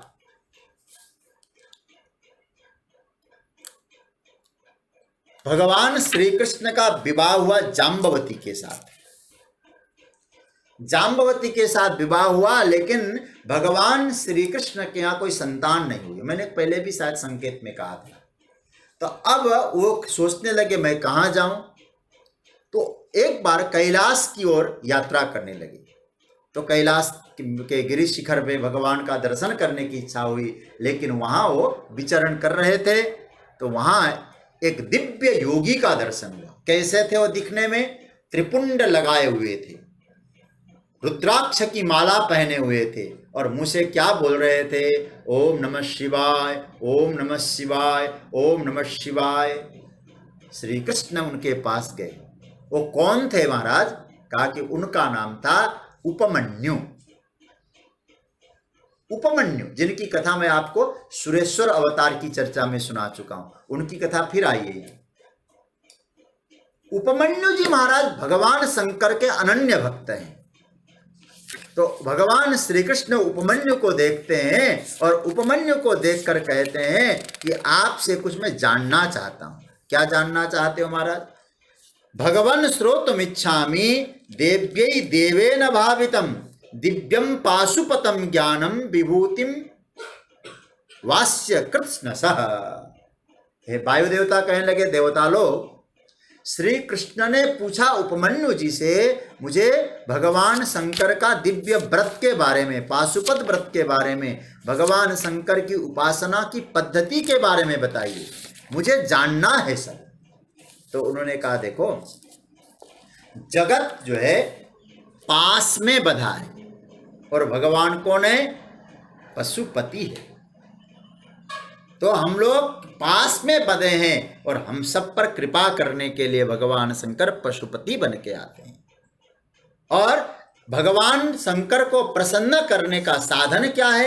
यदि आप ये कहते हो तो भगवान शंकर के पहले तो पूजन की विधि बताई और कहते शिव भक्ति। तो महाराज मुझे भी शिव भक्ति करनी है, कैसे करना है? तो विराजमान किया है। और आपको कहूं, उपमन्यु जी महाराज ने श्री कृष्ण को शिव मंत्र की दीक्षा दी और शिव मंत्र की दीक्षा देते ही वो त्रिपुंड लगा गए, त्रिपुंड रमाया और रुद्राक्ष की माला पहनी। भगवान शंकर का स्मरण करके शिव ध्यान में तल्लीन हो गए श्री कृष्ण। महाराज पूजन हुआ, आनंद आया, मुझे कुछ ज्ञानोपदेश दीजिए। उपमन्यु जी कहते हैं, स्वयं भगवान शंकर ने जो ज्ञान का उपदेश दिया अपनी धर्मप्रिया पार्वती को, मैं वही भक्ति का वर्णन आपको सुनाऊंगा। क्या कहा उन्होंने? शिव उवाच न कर्मणा न तपसा जपये नासनादिभिः न ज्ञानेन न चान्येन बस्योहम श्रद्धया बिना। हे पार्वती, मैं बसीभूत होता हूं श्रद्धा से।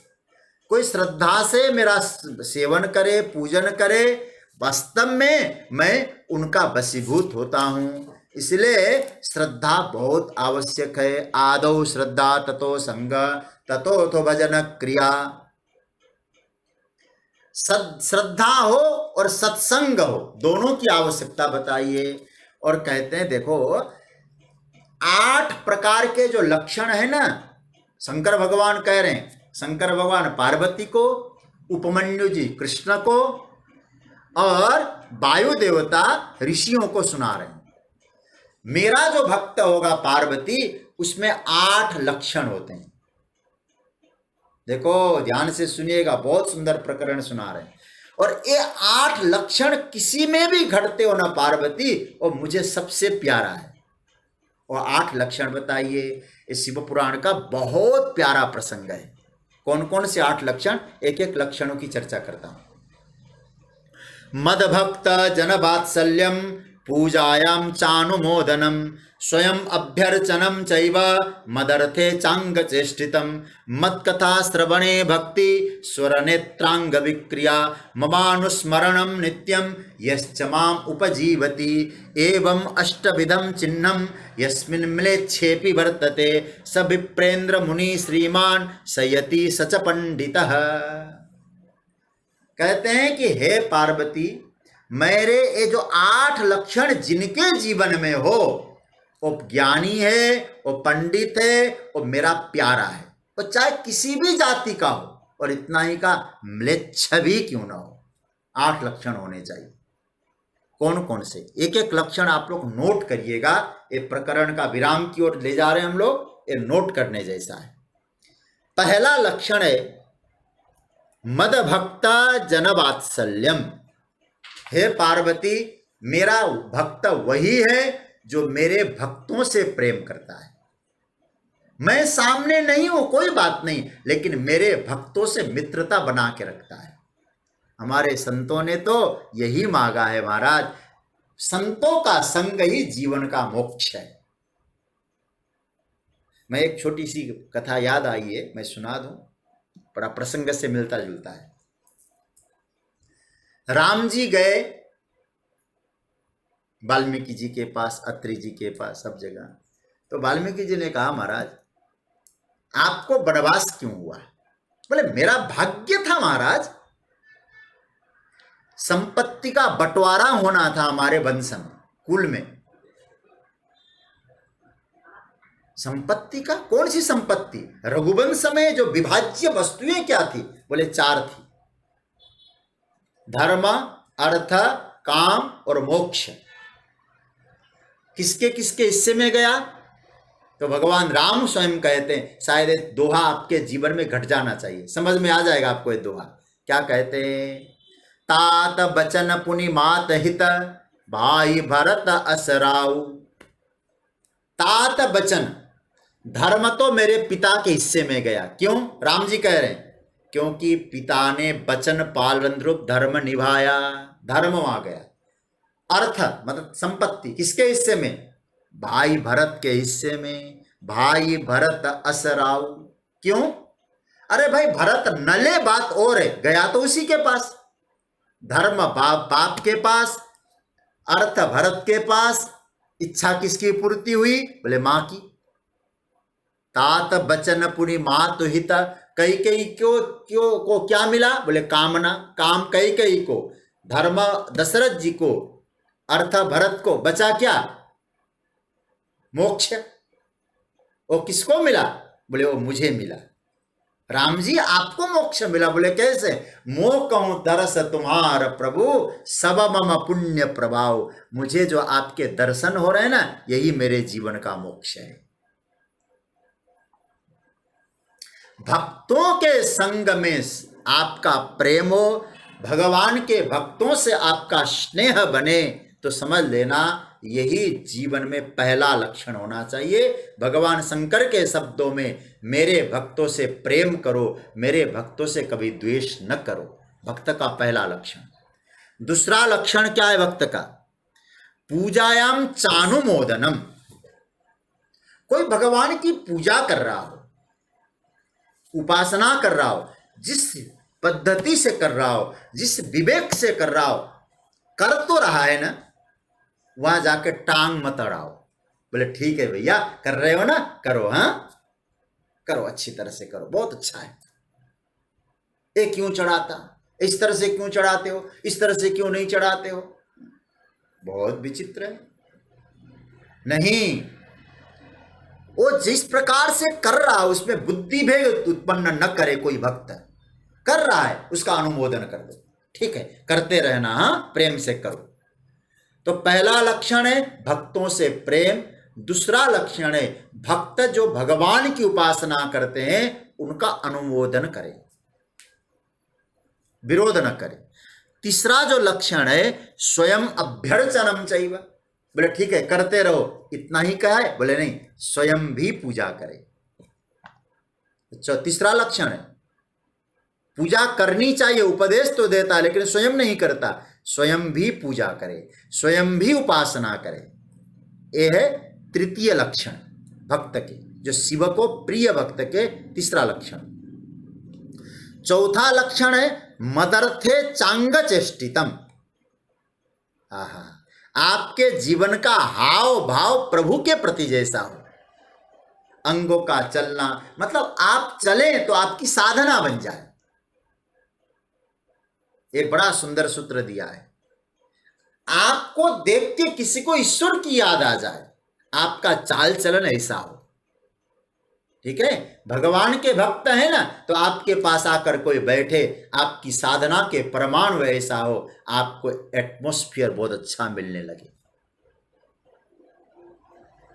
ये कैसे होगा? बोले तपस्या से होगा, साधना से होगा। तो क्या कहते हैं? मदर्थे चांग चेष्टितम, आपकी सारी चेष्टाएं भगवान के प्रति हो। याद रखिएगा,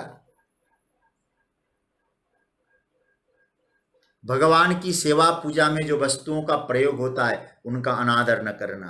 वो जो हो रहा है खूब प्रेम, आप जो भी क्रिया करते हो, आपकी हर क्रिया मतलब ईश्वर की पूजा जैसी लगे लोगों को। मदर्थे चांग चेष्टितम, ये कौन सा लक्षण है? चौथा। पांचवा लक्षण है भक्तों का शिव भक्तों का उस लक्षण का नाम है मत कथा श्रवणे भक्ति। हे पार्वती, मेरी जो कथा है, मेरा जो चरित्र है, उस चरित्र सुनने में उसको आनंद आता। भजन पूजा तो करें, भक्तों से प्रेम तो रखें, लेकिन कृष्ण प्रभु की कथा है ना, वो कथा में उसकी रुचि ही ना हो, भगवत चरित्र सुनने में अच्छा लगता ही ना हो, वो भी मेरा भक्त नहीं। कहते मत कथा श्रवणे भक्ति, भगवत कथा में उसको खूब प्रेम आना चाहिए, अच्छा लगे, श्रवण मंगलम। ये पांचवा लक्षण है। छठा लक्षण क्या है? तो कहते मत कथा श्रवणे भक्ति स्वर नेत्रांग विक्रिया। ये बड़ा प्यारा लक्षण है, ये चैतन्य महाप्रभु में घटता है लक्षण। आपके स्वर, आपके नेत्रों में विकार उत्पन्न हो। अब आप कहेंगे विकार तो अच्छी चीज नहीं है। बोले हैं, अच्छी चीज है। बोले क्या है? बोले आंखों से विकार आना, मतलब आंखों से अश्रुपात होना। अब भगवान का भजन गाओ, आंखों से झर झर अश्रुपात होने लगे, बोलते बोलते कंठ अवरुद्ध होने लग जाए। तुलसी जी के शब्दों में कहूं, मम गुण गावत पुलक शरीरा, गद गद गिरा नयन बहनीरा। ऐसी स्थिति। बिंदु जी महाराज की एक पंक्ति याद आ रही है। गोस्वामी बिंदु जी, वृंदावन को पवित्र करने वाले, क्या कहते हैं? संत हैं, और उनका एक बहुत सुंदर भाव है, पावन पंक्ति है। कहते हैं एक घनश्याम है दिल में। क्या? यदि घनश्याम न होता, दिल कहता है दृगबिंदु, आंखों के अश्रु क्या करे? दृगबिंदु ये कहते हैं घनश्याम है दिल में, घनश्याम न होता तो ये बरसात भी न होती। मेरे ठाकुर जी बैठे हैं, आंखों से आंसू बहे, कंठ अवरुद्ध हो, उसको पुकारने में आनंद मिले, यह लक्षण होना चाहिए भक्त में। यह लक्षण है स्वर नेत्रांग विक्रिया, मतलब कंठ अवरुद्ध हो, आंखों से आंसू बहे प्रभु को स्मरण करते समय। हे पार्वती, उसके बाद सातवां जो लक्षण है भक्त का, ममानुस्मरणम नित्यम, वो हमेशा मेरा स्मरण करेगा। जिस दिन मेरा स्मरण नहीं करेगा, वो अपने जीवन का स्मरण के बिना रह जाए तो अपना मरण समझता है। प्रभु आपका विस्मरण ही मेरे जीवन का मरण है, ये समझता हो।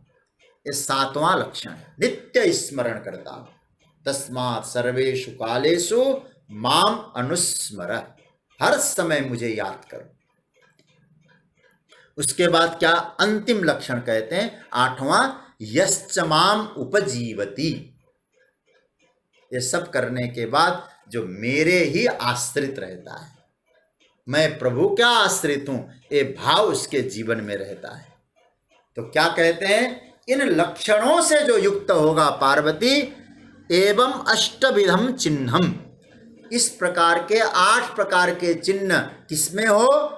यस्मिन म्लेच्छेपि वर्तते, कोई म्लेच्छ में भी क्यों न हो, सब विप्रेंद्रो, वो ब्राह्मणों में श्रेष्ठ है, स यति, वो सन्यासी है, सच पंडित, वो सज्जन है, वो ज्ञानी है।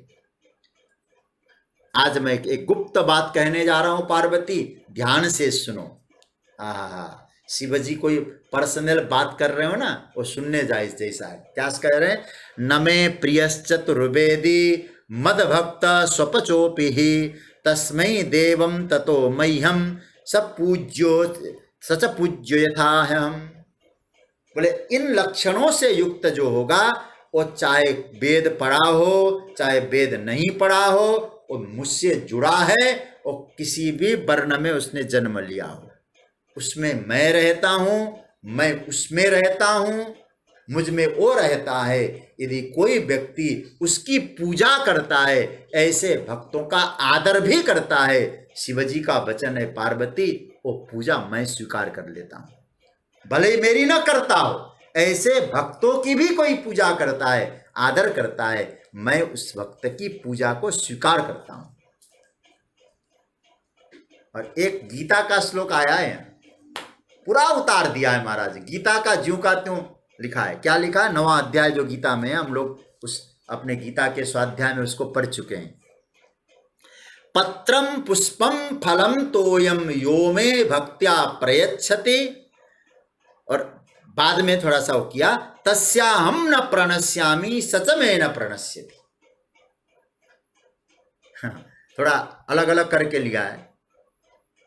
तो क्या कहते हैं? पत्रम, पत्र मतलब पत्ता, फूल, फल, जल, कोई प्रेम से मुझे देता है, मैं स्वीकार करता हूं। वो मेरे लिए कभी उसका नाश नहीं होता, मैं उसके लिए सर्वदा मौजूद रहता हूं। ऐसा कहकर भक्त की महिमा का वर्णन करके भगवान क्या कहते हैं? हे देवी, मैं आपको बताऊं, मुझे सबसे प्रिय कोई है, वो मेरा भक्त है। भक्त कौन है? जो हमेशा मुझसे जुड़ा रहता है। इस प्रकार से भगवान शंकर क्या कहते हैं? भक्तों की महिमा का गान करते हैं। फिर पंचाक्षर मंत्र की महिमा बताई। पंचाक्षर महिमा, मंत्र की महिमा क्या कहते हैं? नमः शिवाय। देखो पंचाक्षर, मैंने कल कहा था ना, षडाक्षर नहीं है। मंत्रे नमः शिवाय संस्थिते यथा क्रमकम, मंत्रे षडाक्षरम सूक्ष्मे पंच ब्रह्म तनु शिव। बोले यदि आपको षडाक्षर करना हो तो ओम लगाना होगा, पंचाक्षर बनाना है तो केवल नमः शिवाय जपना होगा। और वो मंत्र का जो जप करता है, उस मंत्र को जप करने के लिए, नमः शिवाय मंत्र को जप करने के लिए कौन कर सकता है? बोले कोई भी कर सकता है।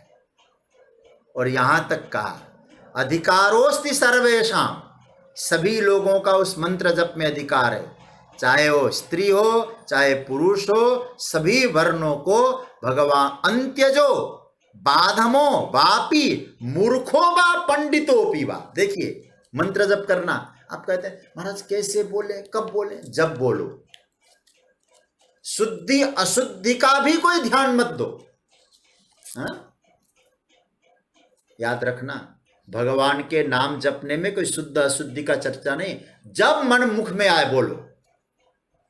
कहते हैं क्या बढ़िया कहते हैं, अंत्यजो बाधमो वापी मूर्खो वा पंडितोपि वा पंचाक्षर जपो निष्ठो मुच्यते सर्व पातकात्।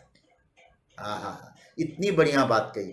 नमः शिवाय नमः शिवाय नमः शिवाय का जो जप करता है ना पार्वती, वो चाहे अंत्यज हो, पंडित हो, स्त्री हो, पुत्र पुरुष हो, मूर्ख हो, ज्ञानी हो, पंचाक्षर मंत्र जपना सबको चाहिए। पंचाक्षर मंत्र की महिमा का वर्णन किया है। और उसके बाद भगवान शंकर कहते हैं, हे देवी, कि सबसे श्रेष्ठतम उपाय है भगवान का सानिध्य का नित्य अनुभव करके केवल नाम जप करो, मंत्र जप करो, नाम जप करो, और संभव हो सके पूजन करो, नहीं तो नाम महिमा का भी भगवान ने वर्णन किया है। गुरु महिमा का तो महाराज पूरे अध्याय में वर्णन किया है। गुरु महिमा का वर्णन भगवान श्री कृष्ण कहते हैं, इस प्रकार से भगवान शंकर ने ही पार्वती को उत्तम ज्ञान प्रदान किया। वही भगवान श्री कृष्ण को उपमन्यु जी कहते हैं कि वही ज्ञान मैं आपको दे रहा हूं, हे श्री कृष्ण, अब आप यहां से जा सकते हैं। आप नित्य भगवान का पूजन करें। तो अब गुरु की आज्ञा लेकर सबसे पहले भगवान श्री कृष्ण ने वहां उपमन्यु की आज्ञा लेकर भगवान शंकर का अभिषेक किया, पूजन किया, शिवयोगी बने। फिर वहां से द्वारका चले गए और द्वारका में जाकर जाम्बवती से कहा कि मैंने इस प्रकार से शिव मंत्र की दीक्षा प्राप्त की, उपमन्यु जी से मैं आया हूं। अब वहां सब लोग भगवान श्री कृष्ण के यहाँ उत्सव मनाया गया और दिव्य महोत्सव हुआ। भगवान ने वहां भगवान शंकर की पूजा उपासना की, रुद्राभिषेक किया, और भगवान शंकर की कृपा से जाम्बवती के यहाँ पुत्र नहीं हुआ था तो प्रथम पुत्र का जन्म हुआ। उस प्रथम पुत्र का नाम हुआ, शिवजी की कृपा से जन्मा है, इसलिए नाम रख दिया सांब, अंबा सहित शिव, इसलिए वहां ऐसा वर्णन है, जब उपमन्यु जी ने कृपा की, शिव पार्वती ने श्री कृष्ण को दर्शन भी दिया है, ऐसा भी वर्णन है। तो वहां जाम्बवती का पुत्र सांब बना और उसके बाद फिर वहां आनंद से समय बीतने लगा।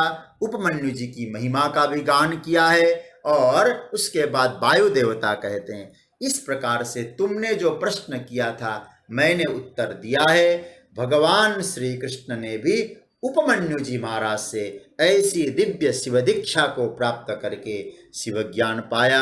भगवान शंकर ने जो पार्वती को उपदेश दिया वो आपने सुना, अब आपको क्या सुनना है? तो सभी ऋषि लोग कहने लगे, महाराज आपकी कृपा से हमको शिव तत्व का बोध हुआ है, अब आप बताइए हमें क्या करना है? बोले आपको नित्य निरंतर भगवान का नाम जपना है। क्या करना है? 3 काम करना है। 3 काम उपदेश देने के बाद कह रहे हैं, कौन कौन से 3 काम करना है? कहते हैं भगवान का पूजन करना है, शिव का पूजन करना है। ते जन्म भाज खलु जीव लोके ये वै सदा ध्यान रता शिवस्य। क्या करना? वाणी गुणान स्तौति, वाणी से भगवान का नाम लो, पंचाक्षर जपो, और कथाम शृणोति, भगवान की चरित्र की चर्चा सुनो, कथा सुनो। 2 काम हो गए, और 1 काम भगवान का पूजन करो। ये 3 काम जो करता है वो बड़भागी। क्या कर रहा है? फिर याद दिलाऊं, श्रावण का महीना चल रहा है।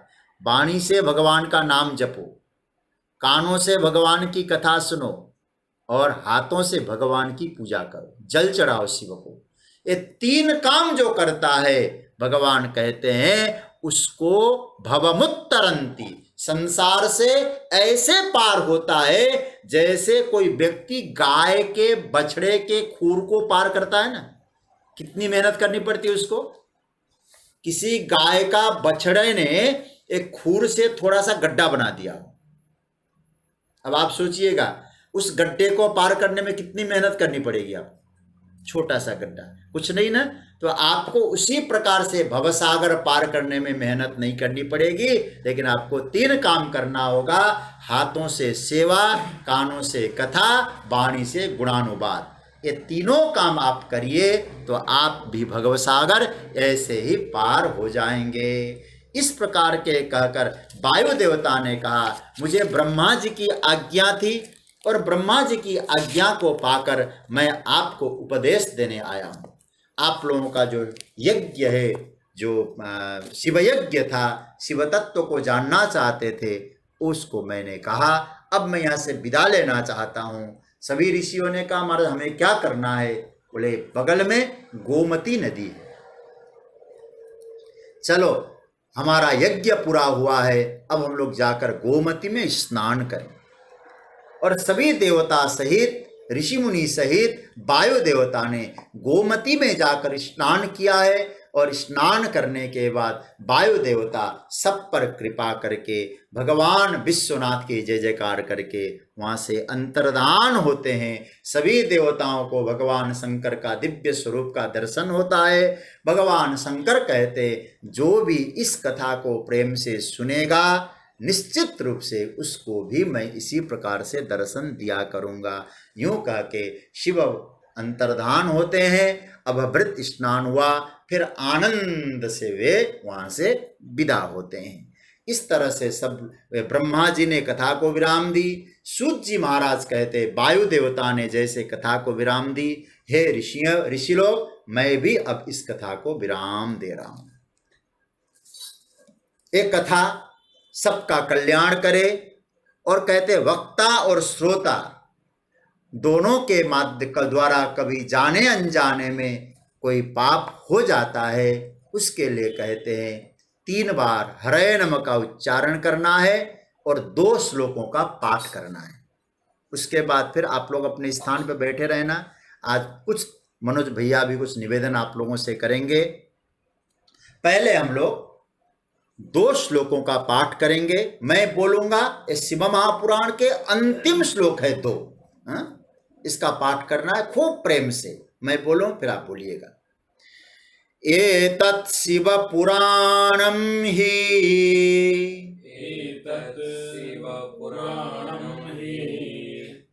मैं फिर बोल रहा हूं, एतत् शिव पुराणं हि शिवस्याति परं प्रियम् शिवस्याति प्रियं परम् भुक्ति मुक्ति प्रदं ब्रह्मा भुक्ति मुक्ति प्रदं ब्रह्मा सम्मितं भक्तिवर्धनम् एतत् शिव पुराणस्य वक्तु श्रोतुश्च सर्वदा सगणः ससुतः साम्ब शङ्करोतु स शङ्करः शङ्करोतु स शङ्करः। अब यहाँ हम लोगों ने शिव पुराण के अंतिम श्लोकों का पाठ किया है। अभी हरे नमः का उच्चारण करना है। पहले मैं एक पद गाऊंगा, हम सब भगवान के शरण में जाएं, इस भाव के साथ मैं बोलूं। अभी आप लोग जब बैठे रहिएगा, पहले एक पद गाता हूं मैं, आप लोग खूब प्रेम से सुने और गाइएगा। भाव ये रहे, हम सब भगवान के शरण में है। ये ब्रह्मानंद जी महाराज का पद है। मैं बोलूं फिर आप लोग बोलेगा। प्रभु तेरी शरण, प्रभु तेरी शरण, प्रभु तेरी, सब गाई। प्रभु तेरी शरण, प्रभु तेरी शरण, प्रभु तेरी शरण, प्रभु तेरी शरण, प्रभु तेरी शरण, प्रभु तेरी शरण में आया हूँ, प्रभु तेरी सब गाइएगा। प्रभु तेरी शरण, प्रभु तेरी शरण, प्रभु तेरी शरण, प्रभु तेरी शरण, भव जल लहरी नदियाँ गहरी, भव जल लहरी नदियाँ गहरी, कर मन बेग बहाया हूँ, प्रभु कर मन बेग बहाया हूँ, प्रभु तेरी शरण, प्रभु तेरी शरण, प्रभु तेरी शरण, प्रभु तेरी शरण, परबल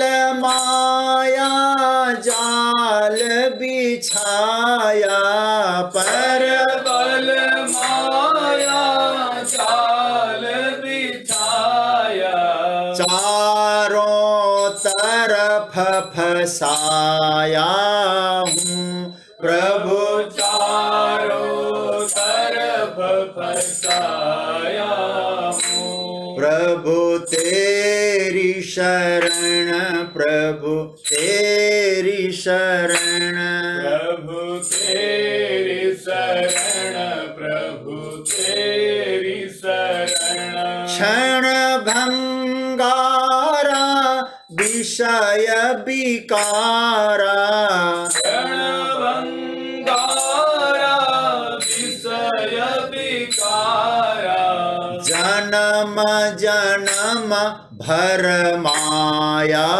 हूँ, प्रभु जन्म जन्म भर माया हूँ, प्रभु तेरी शरण, प्रभु तेरी शरण, प्रभु तेरी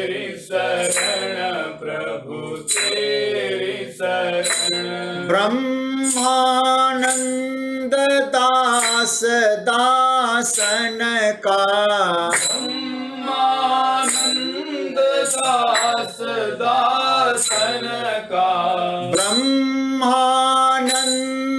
दास दासन का ब्रह्मानंद दास दासन का चरण कमल लपटाया हूँ प्रभु चरण कमल लपटाया हूँ प्रभु तेरी शरण प्रभु तेरी शरण प्रभु तेरी शरण प्रभु तेरी शरण प्रभु तेरी शरण प्रभु तेरी शरण प्रभु तेरी शरण प्रभु तेरी शरण।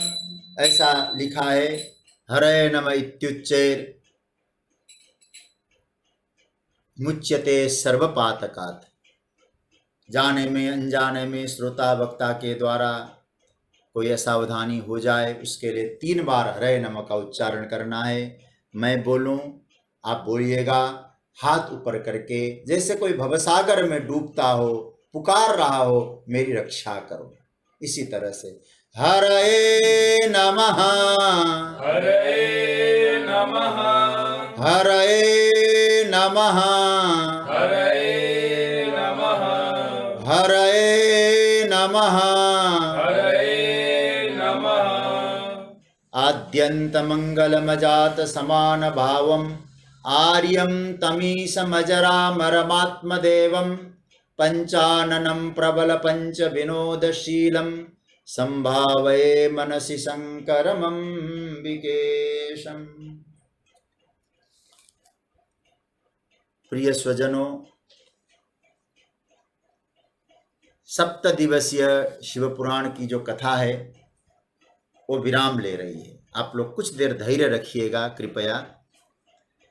इसमें से जो आपको अच्छा लगा, गुरुजनों का प्रसाद और शास्त्र की कृपा, शास्त्र का प्रसाद समझ के आप रख लीजिएगा। जो आपको अच्छा नहीं लगा, आपकी श्रद्धा में कहीं कमी पहुंची हो, और मेरी बुद्धि का दोष है, न शास्त्र का दोष है न संतों की वाणी का दोष है। इसलिए जो कहीं गड़बड़ है मेरी बुद्धि का दोष है, इसलिए मुझे वापस करना। जो अच्छा लगे वही आप स्वीकार करना। खूब आनंद से यात्रा हुई, बहुत बहुत बहुत संक्षेप में सुनाया, लेकिन प्रयास किया कि एक बार स्वाद शिव पुराण का हम लोगों को मिल जाए। फिर कभी संयोग बनेगा तो विस्तार से भी चर्चा हो जाएगी। मेरे प्रिय और आदरणीय श्री मनोज भैया कि आप भगवान शंकर के अनन्य भक्त हैं, तो आपने